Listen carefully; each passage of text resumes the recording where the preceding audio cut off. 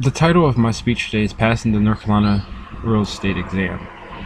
The first time I took the pre-licensing course at HPW Real Estate School in Raleigh, I failed the school.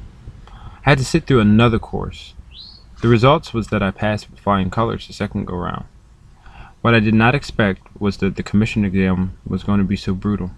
Statistics from an online survey says that over 50% of students that take the real estate commission exam fail it. Heed some of my warnings today so you will not become a statistic. The best way to pass this exam is through rigorous study and to use more than one source.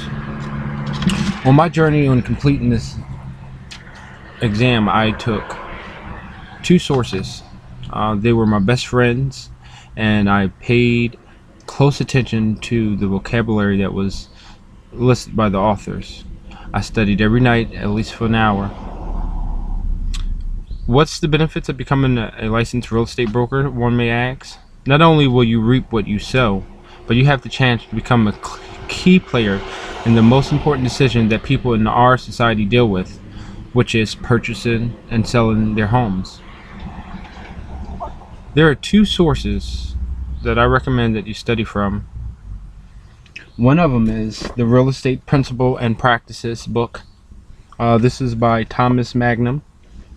The second one that I suggest is A Guide to Passing the AMP Real Estate Exam. This book is by Joyce Sterling. Both of the authors are phenomenal, and their points that they make are really clear. At the end of the chapters and the real estate principle and practices, there's a list of summaries that are very important and it's crucial to go over. I'm going to show you an example of what I'm talking about. At the end of every chapter, the author does a magnificent job wrapping up the key points of the lesson. For instance, the summary of important points: the Federal Fair Housing Act of 1968, as amended, prohibits discriminating and because of race, color, religion, sex, national origin, mental or physical handicap, or family status.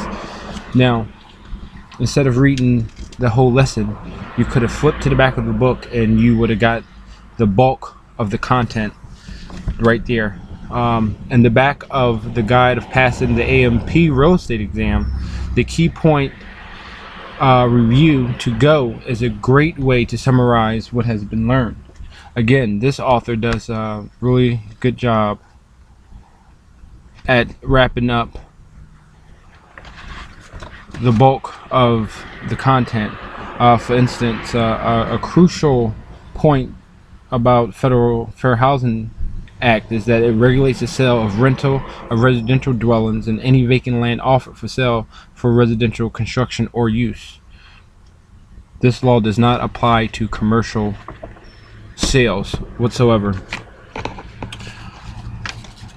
If you take the test like I have and failed it, don't put yourself down.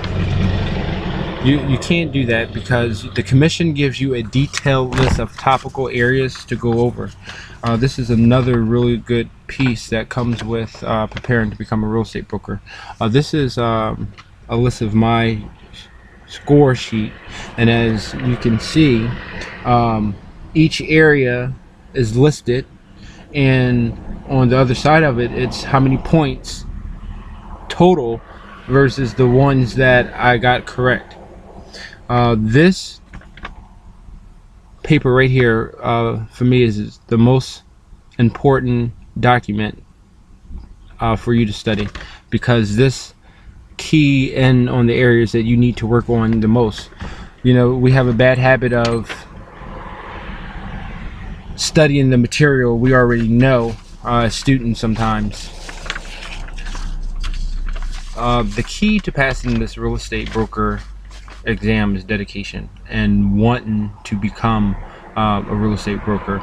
You have to put in the work, and you can if you want to. So don't give up. Use the sources that are provided, and you shall be successful in passing your exam.